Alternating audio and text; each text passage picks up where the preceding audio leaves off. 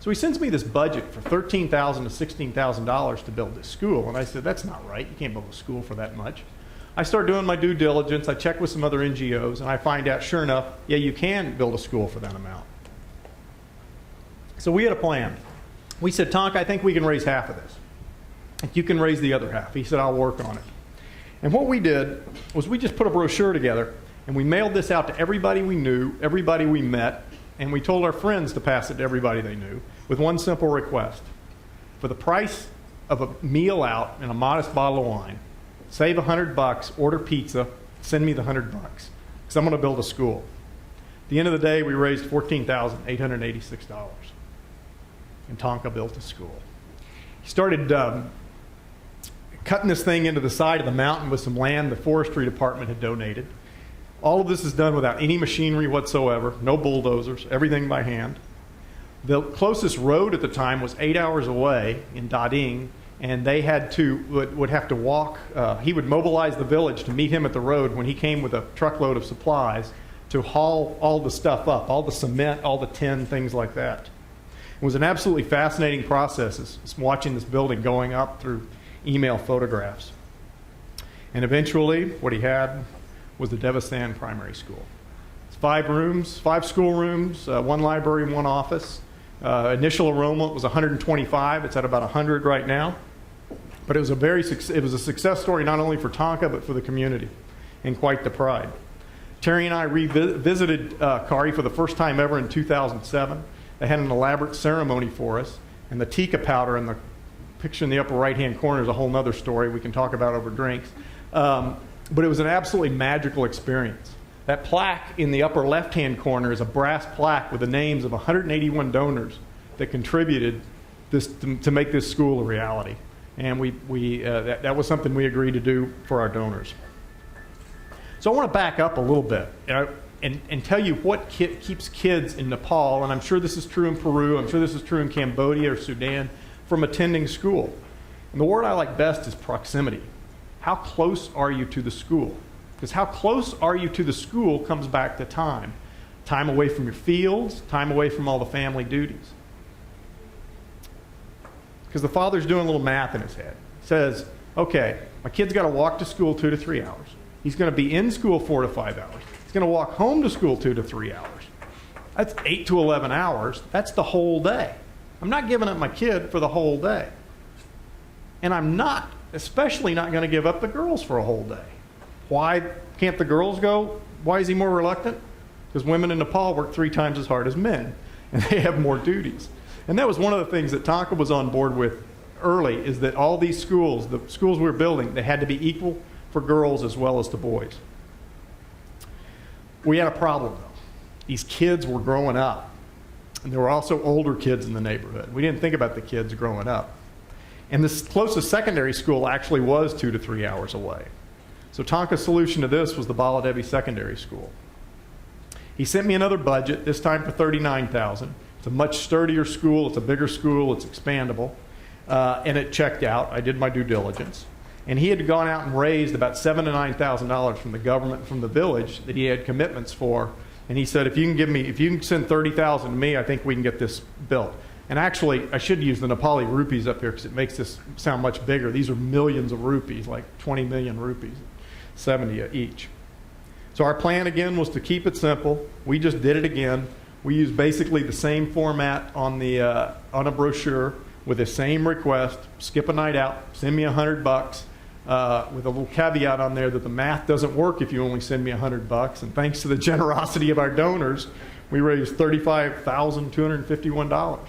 And which turned out to be the entire amount of the school, because the government, after paying us their first third of their commitment, reneged on the rest of it. Didn't come through, which is not necessarily uncommon in Nepal. We got donations from all over the United States. We got donations from all over the world, from people that Terry and I have met traveling. And that's where we came up with the name Global Community for Education, because we plan on making all our efforts global, not only where we operate, but who helps us to operate. And Tonka, before we were even a third the way raising the money, Tonka started building the school with the villagers bringing up rocks from the nearby river. Then they shape the rocks to be used in the flooring or in the walls. Notice this picture up here. How many of your kids have actually helped build their own school?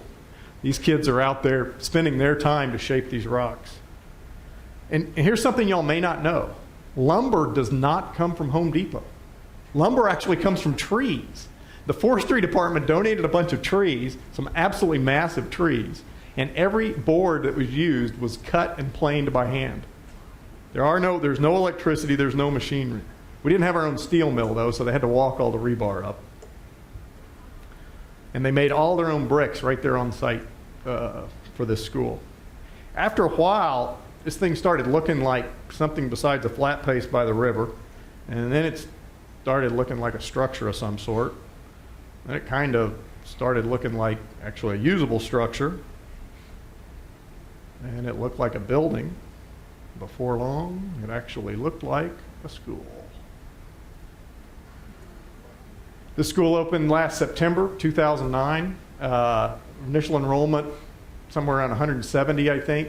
Tonka's a little worried. There was a local private school that opened up the river from us at the same time, and he thinks we're putting them out of business, and he's worried there's going to be 300 kids show up for enrollment next spring. So I'm a philanthropist. Wait a minute. I don't think I'm a philanthropist, because a philanthropist is some fat cigar-toting billionaire who throws a few thousand here or there to ease his guilty conscience, or you're Warren Buffett or Bill Gates, where if you misplace $1 billion here or there, it's really no big deal. You don't even notice it's gone.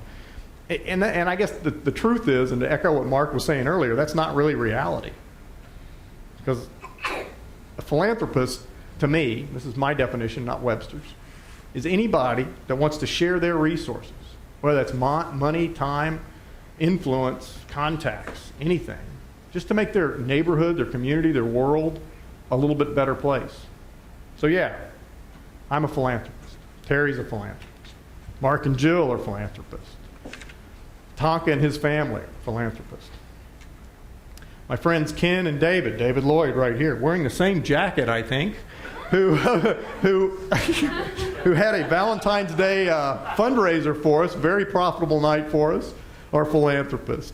My friends' children who had a lemonade stand and raised over $200 selling lemonade are philanthropists. And a middle school in New Jersey that used their annual fundraising after much debate gave us 100% of their proceeds for the Baladevi Secondary School. One of the things Mark touched on, and a truth, it's not often realized or it's covered up, or we just don't realize it every day. We don't think about it. Is that everybody wants the same thing. Everybody in this room wants health, safety, comfort, and happiness. That's no different if you're sitting here, if you're in Kari, Nepal, if you're in Kathmandu, if you're in Lima, Peru, if you're in some backwater in Sudan. Everybody wants the same thing. They, as they say, are no different than us. The difference is the obstacles they face. And yeah, we've got plenty of obstacles here. We got bureaucracies. We have our own unique, sophisticated corruption. There's apathy. We have our own cultural issues, and they have all those to face too. But the biggest thing they've got to face is resources. And the biggest resource obstacle they have is capital. Because there's no government funding. There's no stimulus money running around trying to find a home. There's no access to the credit markets. There's no venture capitalers or investors out there available. So think yourself, if you had to start a $10 million project, where would you go to do it? Well, there's plenty of places to start here in the United States. In Nepal, maybe in Lima, Peru, there's not.